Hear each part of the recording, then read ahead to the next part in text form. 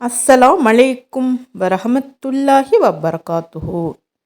இந்த கலிமாவை ஃபஜருக்கு அல்லது மகரிப்க்கு பின் 70 தடவை ஓதினால் கவலை, ஆறாத துயரம், விபத்து ஆகியன நீங்கும், தொழில் வளரும், வருமானம் பெருகும், கண் திருஷ்டி நீங்கும், அகால மரணம் சம்பவிக்காது, சுகப்பிரசவம் ஏற்படும், ரிஸ்கு பல்கி பெருகும், நோய்கள் அகலும், இபாபத்துகளை தொடர வழிவகுக்கும் இன்ஷா அல்லாஹ்.